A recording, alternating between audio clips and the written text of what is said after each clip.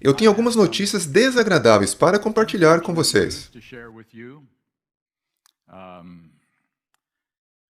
Há 33 anos eu tenho feito esta obra, e sempre houve uma quantidade razoável de discordâncias e incertezas sobre várias coisas. E algumas pessoas gostam do que eu tenho a dizer e outras não. Vocês sabem como é isso. Mas no ano passado, eu nunca vi um ataque feito contra a verdade presente, pelo menos a verdade presente que eu conheço, que outros têm compartilhado ao longo dos anos e não apenas eu. Eu nunca vi um ataque contra a verdade presente como no ano passado. 4 livros foram publicados no mesmo período, e isso certamente não foi um acidente. Todos com um único objetivo: destruir qualquer ideia de uma última geração que vindicará o nome de Deus pela vitória sobre o pecado. Esse foi o objetivo destes livros. Quando esses 4 livros foram publicados, os 3 pastores da Sacramento Central Church, vocês provavelmente assistiram algumas das palestras no acervo ou via live stream. Os 3 pastores decidiram que algo precisava ser feito. Então eles organizaram um seminário no qual alguns indivíduos foram convidados para palestrarem. Um deles foi o Dr. Damstein, um professor aposentado do seminário Andrews. E um outro foi o pastor Larry Kirkpatrick, pastor desta igreja durante vários anos. E um outro foi o Dr. Norman McNulty. Meus amigos, eu digo a vocês que Satanás sabe que seu tempo é curto. E ele fará o possível para nos convencer de que estamos no caminho errado. Que interpretamos mal todas as coisas, que precisamos nos unir e sermos mais equilibrados e centralizados. E fazer as coisas como se todos estivessem felizes. E eu estou convencido de que esses ataques significam que estamos muito próximos da segunda vinda de Jesus. Ou ele não estaria envolvido em atacar os pilares de sustentação, assim eu vejo, da IASD. Vocês veem o título da apresentação desta noite, O Cavalo de Troia. A história é muito familiar. Os gregos estavam determinados a conquistar a cidade independente de Troia. Mas eles estavam tendo muitas dificuldades. Eles cercaram a cidade e por 10 anos não conseguiram violar as suas paredes. Então eles elaboraram uma estratégia bastante incomum. Construíram um enorme cavalo de madeira. Esconderam um seleto exército de homens dentro desse cavalo. Posicionaram-no perto das muralhas da cidade, então desapareceram. Eles entraram em seus barcos e navegaram de volta como se tivessem perdido a batalha. 10 anos era bastante e eles estavam desistindo, foram embora. Os troianos eram mais curiosos do que cautelosos. Eles puxaram o cavalo para dentro da cidade como um símbolo de triunfo sobre o odiado inimigo fora da cidade. E vocês conhecem a história. Naquela noite, os soldados gregos rastejaram para fora do cavalo e abriram as portas da cidade para o exército grego que havia navegado de volta sob a escuridão. A cidade de Troia foi tomada e a guerra acabou. Uma guerra de 10 anos acabou. A força das defesas de Troia foi quebrada pelo engano e pela curiosidade. E vocês sabem que podemos estar preparados para um ataque direto, mas totalmente despreparados para uma distração inesperada, para a qual não estávamos atentos. Há outra história vinda da Segunda Guerra Mundial. Os franceses sofreram uma invasão da Alemanha na Primeira Guerra Mundial e decidiram que isso nunca mais iria acontecer. Desta forma, construíram uma linha de fortificação de concreto, com obstáculos e armas na década de 30, nas fronteiras com a Itália, Suíça, Alemanha e Luxemburgo. Os alemães jamais invadiriam a França novamente, e eles estavam certos disso. Então, o que os alemães fizeram? Eles ignoraram completamente a linha Maginot. Invadiram a França pelo norte através dos Países Baixos e da floresta de Ardenas, onde os franceses pensavam que o terreno irregular jamais seria um local para acontecer uma invasão. Não há como acontecer. Enquanto isso, um exército alemão posicionou-se fora da linha Maginot para prender a atenção dos franceses, fazendo-os pensar que eles estavam vindo naquela direção. O maior problema com a linha Maginot era a falsa sensação de segurança que ela dava aos franceses. Tivemos cavalos de Troia e linhas Maginot na história recente do Adventismo? Eu digo que temos tido exatamente o mesmo problema com a curiosidade e a falsa sensação de segurança. Nós temos tudo coberto. Fomos invadidos enquanto nossa guarda estava baixa. Desde o início da IASD, as crenças adventistas têm estado sob ataque e preparamos as nossas defesas cuidadosamente para enfrentarmos as objeções às nossas doutrinas, crenças e formas de entendimento.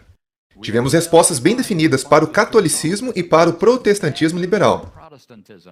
Então Satanás, o mestre estrategista, elaborou um cavalo de Troia para atrair a nossa curiosidade e definhar nossa sensação de perigo.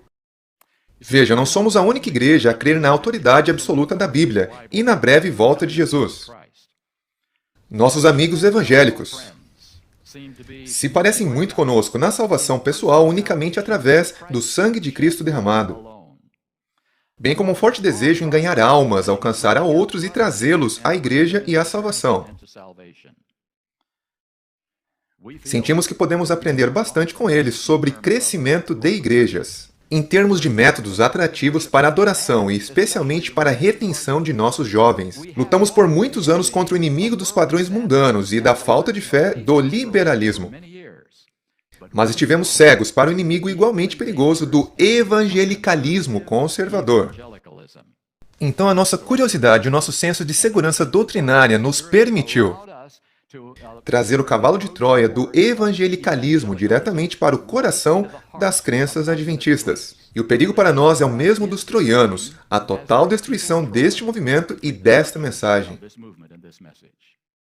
E a propósito, alguns de vocês lembram de uma pessoa chamada Desmond Ford. Ele não era um liberal, ele era um adventista evangélico conservador.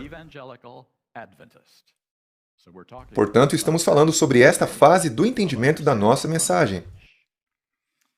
Vamos olhar mais de perto para este cavalo de Troia que está atualmente consumindo a vida do adventismo. Qual é o coração deste conjunto bem definido de crenças sobre a salvação? Vamos olhar rapidamente. Há 5 problemas principais na raiz deste evangelho. Número 1, pecado involuntário. Crença na qual cada um de nós nos tornamos pecadores simplesmente por termos nascido. Número 2, a natureza não caída de Cristo. Crença na qual a humanidade que Cristo tomou para si foi a natureza sem pecado de Adão antes da queda.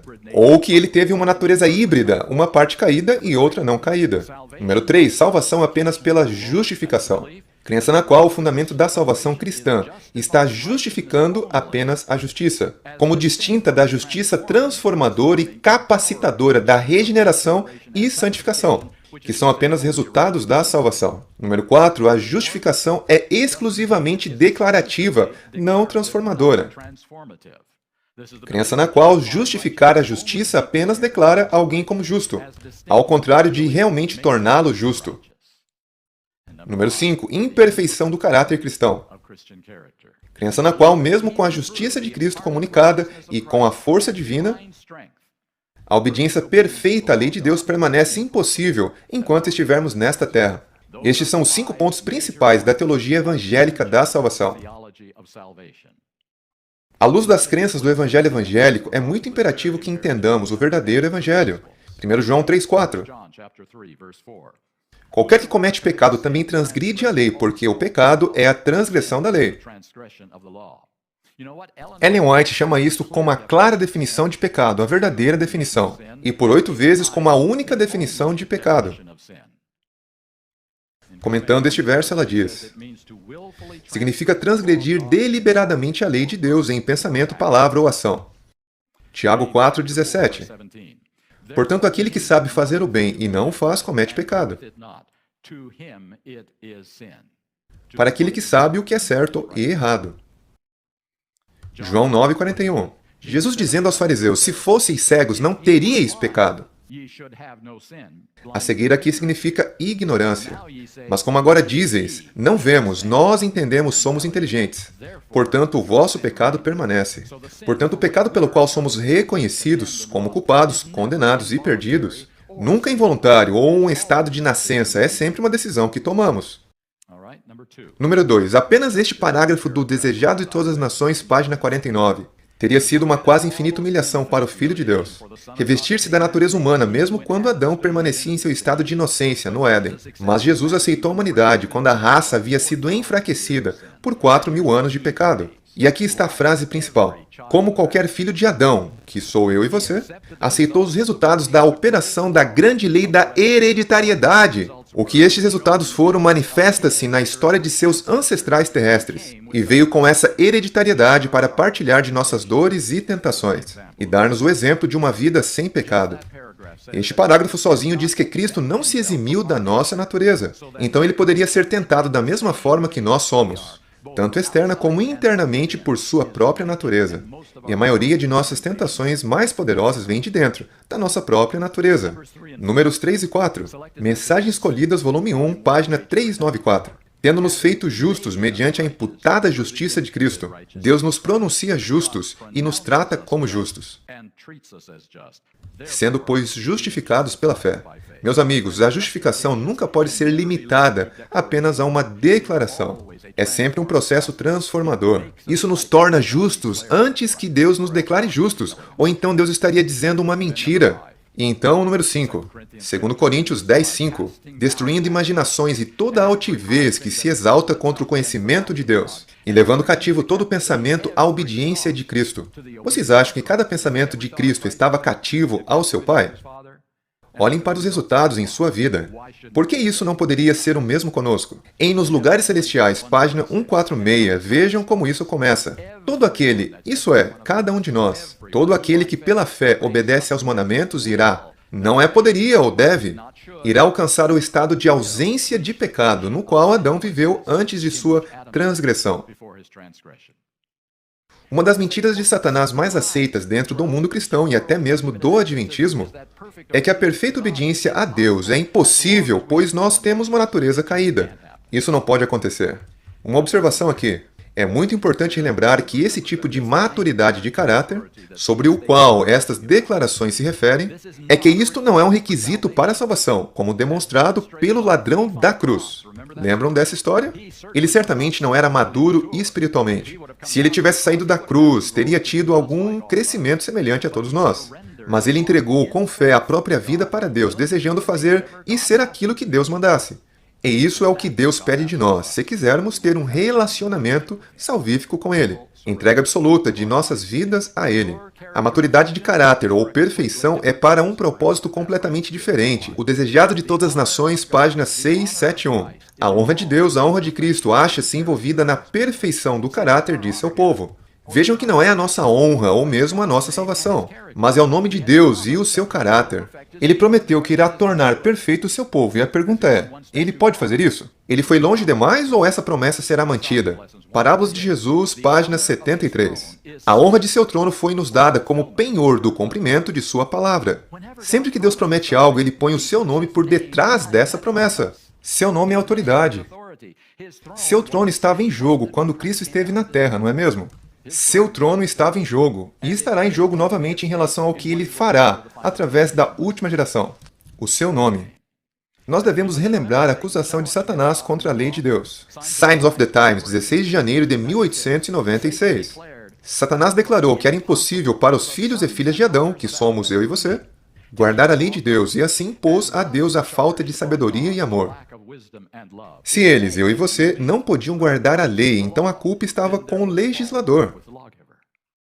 Portanto, a acusação de Satanás foi claramente direcionada contra a capacidade do homem caído em obedecer à lei de Deus. Desta forma, Deus concebeu uma resposta à acusação de Satanás, que será tão clara que nenhuma questão ficará na mente de alguém no universo de Deus, sobre se ele pode cumprir as suas promessas. Apocalipse 7, 1 a 3, nos diz que os ventos de destruição estão sendo retidos neste momento, até que o povo de Deus esteja selado em sua fronte. Então, que selo é este? A fé pela qual eu vivo, página 286. Uma fixação na verdade, tanto intelectual como espiritualmente, de modo que não possa mais mudar. É mais do que apenas guardar o sábado. É uma fixação na verdade divina, então não podemos ser mudados. Porém, é mais do que o intelectual. Isso tem a ver com o coração e, novamente, com entrega. Em uma visão muito especial, Ellen White viu os anjos de Apocalipse 7 prontos para soltarem os 4 ventos, sobre os quais nós lemos. Primeiros Escritos, página 38. Enquanto se lhes afrouxavam as mãos, isso foi no tempo de vida de Ellen White, e os 4 ventos estavam para soprar, e os olhos misericordiosos de Jesus contemplaram os remanescentes que não estavam selados, e, erguendo as mãos ao Pai, alegou que havia derramado seu sangue por eles. Então outro anjo recebeu ordem para voar velozmente aos outros 4 e mandar-lhes reter os ventos. até que os servos de Deus fossem selados. Portanto, a razão pela qual Cristo não veio durante o tempo de vida de Ellen White, e pela qual ainda não veio ao nosso tempo, é a misericórdia de Deus. Cristo jamais enviará seu remanescente para as lutas cataclísmicas dos últimos tempos do planeta Terra, enquanto ele estiver despreparado para isso, incapaz de passar por isso. E a única forma pela qual ele pode estar preparado é recebendo o selo de Deus. Estas pessoas, esta última geração, estão enfrentando os maiores desafios que o povo de Deus já enfrentou. Eles estão enfrentando o fechamento da porta da graça, algo que nunca aconteceu em toda a história. Eles estão enfrentando a última tentativa desesperada de Satanás, de destruir a credibilidade do nome de Deus. Isto é um grande problema. O Desejado de Todas as Nações, página 763. Todo o caráter será plenamente desenvolvido, e todos mostrarão se escolheram o lado da lealdade ou da rebelião.